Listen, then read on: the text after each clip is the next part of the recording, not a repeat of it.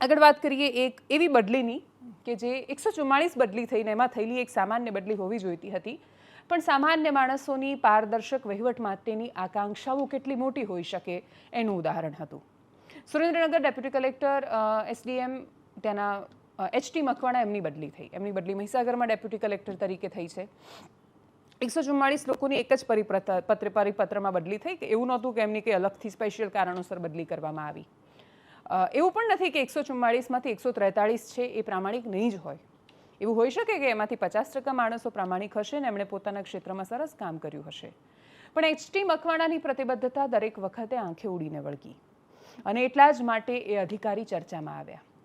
એમનું ચર્ચામાં આવવું કે પછી મહારાષ્ટ્રમાં તુકારામ મુંડે કે જે FDAમાં ડિરેક્ટર છે અને પછી એમણે જે રીતે ફૂડ એન્ડ ડ્રગ્સ ડિપાર્ટમેન્ટને એક્ટિવ કર્યું અને ખાણીપીણીમાં બેફામ બેરોકટોક બધું ચલાવતા માણસોને પકડવાનું શરૂ કર્યું શોધીને, એ જોતા એ જે રીતે એક્શનમાં આવ્યા, એ બધું જે ઉદાહરણ પૂરું પાડે છે કે સામાન્ય માણસો આજે પણ હીરોની તલાશમાં છે.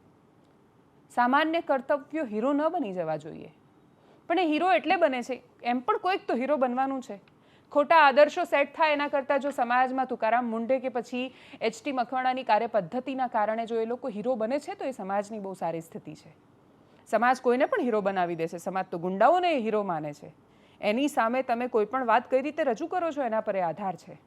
પણ HT મકવાણાની કાર્યવાહીને જે રીતે લોકોએ વધાવી અને પછી એમની જ્યારે બદલી થઈ ત્યારે જે તમને શિક્ષકની બદલીમાં એવા દ્રશ્યો જોવા મળે, બહુ જ ઓછા કિસ્સામાં સરકારી હોસ્પિટલમાંથી ઓછા જોવા મળે, પણ છતાંય ક્યાંક કોઈક સરસ ડૉક્ટર હોય ને એની બદલી થાય સરકારી દવાખાનામાં તો એ એવા દ્રશ્યો જોવા મળે.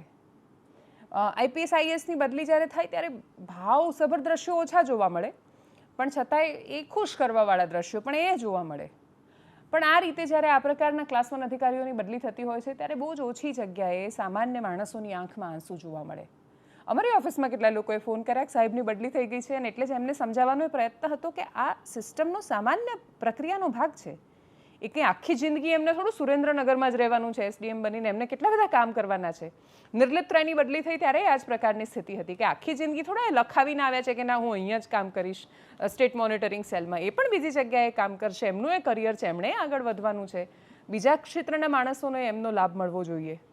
પણ આ સ્થિતિ શું કામ નિર્માણ પામે છે? કેમ કે એ સામાન્ય કર્તવ્યો દરેક માણસો પૂરા નથી કરતા. HT મકવાણા કે તુકારામ મુંડે આ સમાજના અપવાદ ન હોવા જોઈએ, સમાજ જ આવો હોવો જોઈએ. આ વ્યવસ્થાની અપેક્ષા જ્યાં સુધી આપણે રાખીશું ત્યાં સુધી કદાચ આ માણસો હીરો છે ને એટલે આપણે સાચી દિશામાં છીએ. HT મકવાણાનું જ્યારે ઇન્ટરવ્યૂ કર્યો ત્યારે એમની સંઘર્ષની જે કથા હતી, કહાની હતી, એ બહુ રસપ્રદ હતી. બનાસકાંઠામાં થરાદ પાસેથી, હવે થરાદ જિલ્લો, ત્યાંથી એક નાનકડા ગામથી ચપ્પલ પહેરવાના ન હોય એ માણસ જ્યારે નીકળે ને પછી કશું જ ન હોય, અભાવ હોય ને તોય પ્રામાણિકતાનું ઉદાહરણ પૂરું પાડે, એ માણસની કહાની રોમાંચક છે. તમારી આંખોની સામે ખોટું કરવા માટેના 10 કારણ હોય ને તોય તમે ન કરો તો મહાન. બાકી ચાન્સ નથી મળ્યો ને મહાન છે એવા તો બહુ લોકો છે કે એને ચાન્સ નથી મળ્યો કરવાનો. તમને ચાન્સ મળ્યો હોય, વારંવાર મળ્યો હોય ને તોય તમે પોતાની જાતને ન છેતરો, એ જ તો તમને નોખા પાડે છે.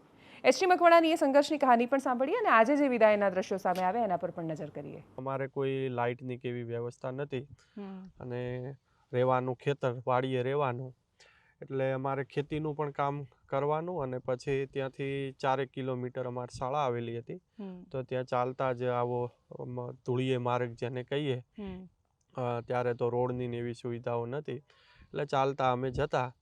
અને ઘરે જે જમવાનું નાન તેને એવું કોઈ ઠેકાણું ન હોતું, એટલે જે મધ્યાહન ભોજન હતું એ શાળાની અંદર ખાઈ લેતા. અને થોડીક આર્થિક સ્થિતિ ખરાબ હતી, એટલે આર્થિક સ્થિતિ ખરાબ હોવાના કારણે અમુક ટાઈમે જે અમારે બેઝિક સુવિધાઓ જે કહીએ એનો થોડોક ઘણી બધી આમ તો કરો તો એ સુવિધાઓ છે એ સુવિધાઓ પ્રોવાઈડ નહોતા કરી શકતા મમ્મી પપ્પા. એટલે ચંપલ જેવી વસ્તુ પણ અમારે નથી, એટલે અળવાણા પગે અમે ચાલતા જતા. અને ઉનાળાનો જ્યારે તડકો હતો તો ત્યારે જે પગે બળતરા થાય, એટલે કે પગે જે આપણને અળવાણા પગે ચાલીએ તો આપણને ખબર છે કે પગની અંદર આપણને તડકાના લીધે છે પગ બળે. પગ બળે એટલે અમે તળાવ હતું, તળાવમાં થોડું ખાબોચિયામાં પાણી પડ્યું હોય તો એમાં પગ છે એ પગ ગારાવાળા કરતા, અને એ ગારાવાળા પગ છે એ કરીને પાછા થોડું અંતર કાપતા. અને એ રીતે અમારો જે ભણતર હતું એ ભણતર પ્રાથમિક શિક્ષણ પૂરું કર્યું.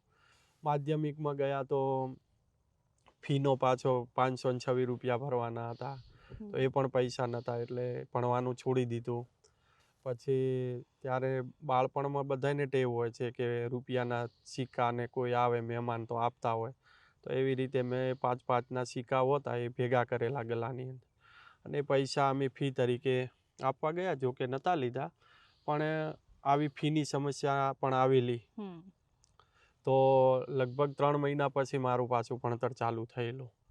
અને એ રીતે કપડાં છે તો અમારે 1-2 જોડી જ હતા, તો એના એ કપડાં વારંવાર માની લો કે ભણીને આવ્યા હોઈએ તો એ કપડાં પાછા ઉતારીને ધોઈ દેવાના, સવારે પાછા એ પહેરવાના. એટલે આવી સ્થિતિ હતી. પણ એ સ્થિતિ હોય તો જ આપણને કંઈક કરવાની આપણને હંમેશા ઈચ્છા થતી હોય છે. અને એવી પરિસ્થિતિ જેને આપણે કહીએ ને વિષમ પરિસ્થિતિમાંથી પસાર થઈએ તો જ આપણે પૂરેપૂરા કઢાઈએ.